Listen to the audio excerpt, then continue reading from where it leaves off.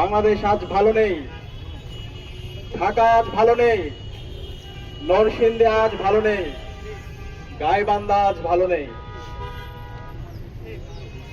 জুলাই বিপ্লব পরবর্তী এত শাহাদাতের মাধ্যমে আমাদের আশা ছিল একটা নতুন বাংলাদেশ পাবো, যে বাংলাদেশে আমার মা বোনদের নিরাপত্তা থাকবে, যে বাংলাদেশে চাঁদাবাজি সন্ত্রাস থাকবে না, যে বাংলাদেশে মাফিয়াতন্ত্র থাকবে না, যে বাংলাদেশে সকল মানুষের অধিকার নিশ্চিত করা হবে। এবং এই জুলাই বিপ্লব পরবর্তী আজকে নির্বাচন হয়েছে। নির্বাচন পরবর্তী আমাদের আশা ছিল যে সরকার আসবে, সেই সরকার শুধুমাত্র একটা দলের হবে না, কোনো একক বর্গের হবে না, সকল মানুষের, সকল দলের, সকল মানুষের অধিকার নিশ্চিত করবে সেই সরকার। কিন্তু আমরা দেখতে পেয়েছি আজকে এই সরকার শপথ নেওয়ার পরে 12 থেকে 13 দিন হচ্ছে। এই 13 দিনে তারা আমাদের এই দেশের নাগরিকদের জীবনের নিরাপত্তা তারা দিতে পারেনি, তারা আমাদের এই দেশের নাগরিকদের সম্পদের নিরাপত্তা তারা দিতে পারেনি, তারা আমার এই দেশের মা বোনদের ইজ্জতের নিরাপত্তা তারা দিতে পারেনি। আমরা দেখতে পেয়েছি নির্বাচন পরবর্তী 24 ঘন্টার মধ্যে সারা দেশে সহিংসতা। সেই ফেসিবাদী আমলে যেভাবে ভিন্ন মতের, ভিন্ন পথের উপর যেভাবে আক্রমণ করা হতো, ঠিক একই কায়দায় নির্বাচন পরবর্তী সারা দেশে সন্ত্রাসীরা বাড়িঘর ভেঙে দিয়েছিল। নির্বাচন পরবর্তী 24 ঘন্টার মধ্যে আমরা 4টা লাশ পড়তে দেখেছি, এবং একই সাথে সারা দেশে অসংখ্য মানুষের সম্পত্তিকে দখল করতে দেখেছি। একই সাথে আজকে 12-13 দিনে সারা দেশে আমার মা বোনদের উপর হামলা হচ্ছে। এই ঢাকা বিশ্ববিদ্যালয়ে এক দলের সন্ত্রাসীরা আমাদের বোনদের উপর তারা হামলা করেছে। একই সাথে আমরা দেখতে পেয়েছি রামপুরার মধ্যে 5 বছরের এক শিশুর উপরে হামলার পর তাকে হত্যা করা হয়েছে। যখন মামলা করতে গিয়েছে পরিবার, তখন প্রশাসন থেকে বলা হচ্ছে এই ধরনের দুর্ঘটনা আপনারা মাইনা নেন। আরে ভাই, এই ধরনের দুর্ঘটনা মাইনা নেওয়ার জন্য কি জুলাই বিপ্লব হয়েছে?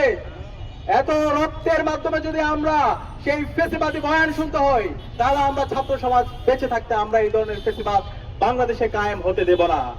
পরবর্তীতে এলাকাবাসী যখন ঘেরাও করলো, এরপরে মামলা নেওয়ার পরে পরিবারকে ক্রমাগত হুমকি দেওয়া হচ্ছে মামলা তুলে নেওয়ার জন্য। এরপর আমরা দেখতে পেয়েছি নরসিংদীর মধ্যে ইতিহাসের বর্বরচিত ঘটনা, আইএমএ জালিয়াতকে হার মানিয়েছে। আমাদের এক কিশোরকে 15 বছর বয়সী কিশোর, তাকে গণধর্ষণ করা হয়েছে। গণধর্ষণ করার পরে যখন সে বিচারের দাবিতে এলাকার বিএনপি নেতার কাছে গেল, পরবর্তীতে তাকে বিভিন্ন ধরনের হুমকি দেওয়া হলো, এবং এরপরে ওই পরিবারের সামনে থেকে, তার বাবার সামনে থেকে তুলে নিয়ে গিয়ে তাকে হত্যা করা হয়েছে। আমরা এখন পর্যন্ত এই ঘটনার সাথে যারা জড়িত এবং যারা ইন্ধন জুগিয়েছে তাদেরকে দৃষ্টান্তমূলক বিচার আওতায় আনতে দেখিনি। একই সাথে আমরা দেখতে পেয়েছি হাজারীবাগে এক শিশুকে হত্যা করা হয়েছে।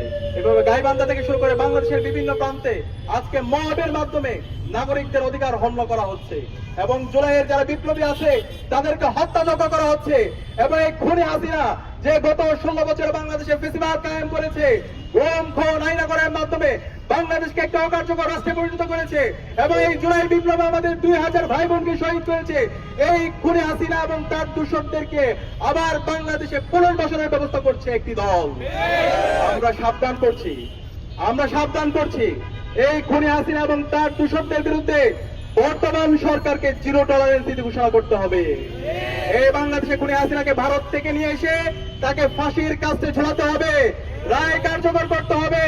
এই জুলাই বিপ্লবে যে আমাদের 2000 ভাই বোনকে শহীদ করেছে, খুনি হাসিনার যারা মাস্টার মাইন্ড আছে, এই আওয়ামী লীগ, ছাত্রলীগ, যুবলীগকে এই বাংলাদেশে বিচারের আওতায় নিয়ে আসতে হবে।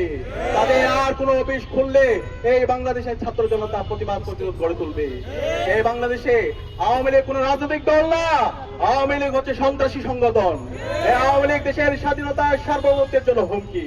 সুতরাং এই আওয়ামী লীগকে এবং খুনি হাসিনার দোষরদেরকে এই বাংলাদেশে বিচারের আওতায় নিয়ে আসতে হবে, এবং সারা দেশব্যাপী যে দর্শন হচ্ছে, যে সন্ত্রাস হচ্ছে, যে মাফিয়াতন্ত্র হচ্ছে, এই সন্ত্রাসীদেরকে দ্রুত সময়ের মধ্যে অ্যারেস্ট করে তাদেরকে বিচারের আওতায় নিয়ে আসতে হবে। একই সাথে আমরা দেখতে পেয়েছি ঢাকা বিশ্ববিদ্যালয়ের শিক্ষার্থীর উপর এবং সাংবাদিকদের উপর এই সোহরাওয়ার্দী উদ্যানে পুলিশ হামলা করেছে। আমরা এই ধরনের পুলিশি রাষ্ট্র দেখতে চাই না, যে পুলিশ আমার সাংবাদিকদের উপর হামলা করে, আমার ভাইয়ের উপর হামলা করে, আমার বোনের উপর হামলা করে। সুতরাং এই পুলিশের যারা এই নাগরিকদের উপর হামলা করেছে তাদেরকে বিচারের আওতায় নিয়ে আসুন। আমরা দেখতে পাচ্ছি এই পুলিশের বিরুদ্ধে ব্যবস্থা না নিয়ে বরং তাদেরকে আরো পদোন্নতি দেওয়া হচ্ছে। আমরা সবকিছু অবজার্ভ করছি, আমরা আপনাদেরকে সময় দিতে চাই, কিন্তু আমরা যদি দেখি আপনারা জালেম হয়ে উঠছেন, আপনারা হাসিনা হয়ে উঠছেন, আমরা আবু সাঈদের উত্তরসূরিরা বেঁচে থাকতে আমরা তা হতে দিব না। প্রয়োজনে জীবন দেব, কিন্তু বাংলাদেশে আর কখনো হাসিনা তন্ত্র ফিরে আসতে দেব না। প্রয়োজনে আবু সাঈদের মতো আমরা রাজপথে নামবো, কিন্তু বাংলাদেশে আমার আর কোনো বোনের উপর, আমার কোনো মায়ের উপর শ্লীলতাহানি হতে দেব না। আমরা অনুরোধ করবো, স্বরাষ্ট্রমন্ত্রী আপনি বিভিন্ন ধরনের হুমকি দিচ্ছেন, হুমকি দিয়েন না। এই জুলাই প্রজন্ম কারো হুমকিকে তোয়াক্কা করে না। আমরা দেখতে পেয়েছি এই ঢাকা বিশ্ববিদ্যালয়ে 15 জুলাই খুনি হাসিনা এবং তার দূষণরা নিষিদ্ধ ছাত্রলীগ আমাদের বোনদের উপর হামলা করেছিল। পরবর্তীতে বাংলাদেশে যে গণবিপ্লব হয়েছে, সেই বিপ্লবের মাধ্যমে খুনি হাসিনা এই দেশ থেকে পালাইছে। সুতরাং সাবধান করছি, আর কোন আমার মা বোনদের উপর যদি হামলা হয়, আমার মা বোনদেরকে যদি বিভক্ত করে হুমকি দেওয়া হয়, আর কোনো যদি দর্শন হয়, দর্শনের পর যদি বিচার না হয়, তাহলে আমরা আবার রাজপথে নেমে আমরা গণপ্রতিরোধ করে তুলবো ইনশাআল্লাহ। আপনাদেরকে অনুরোধ করবো, বাংলাদেশের ছাত্র সমাজকে অনুরোধ করবো, সবাইকে সজাগ থাকতে হবে। প্রতিটি পাড়ায় পাড়ায়, মহল্লায় মহল্লায়, প্রতিটি স্কুলে, কলেজে, মাদ্রাসায়, বিশ্ববিদ্যালয়ে এই দর্শকদের বিরুদ্ধে প্রতিরোধ কমিটি গড়ে তুলতে হবে। দর্শকদের যেখানে পাওয়া যাবে তাদেরকে ধরে থানায় দিতে হবে, তাদেরকে প্রকাশ্যে বিচারের আওতায় নিয়ে আসতে হবে। ইনশাআল্লাহ আমরা জুলাই প্রজন্ম ঐক্যবদ্ধভাবে বাংলাদেশে ইনসাফ কায়েম করব। শহীদ ওসমান হাদি আমাদেরকে যে লড়াই দেখে গেছে, যে আজাদির লড়াই, ইনসাফের লড়াই, ভারতীয় আধিপত্যবাদের বিরুদ্ধে লড়াই, আমার মা বোনদের অধিকার রক্ষার লড়াই, সেই লড়াই আমরা জারি রাখবো ইনশাআল্লাহ। সেই লড়াইয়ে সবাইকে নেতৃত্ব দেওয়ার জন্য উদাত্ত আহ্বান জানিয়ে আজকে আমি আমার কথা এখানে শেষ করছি। ইনকিলাব জিন্দাবাদ।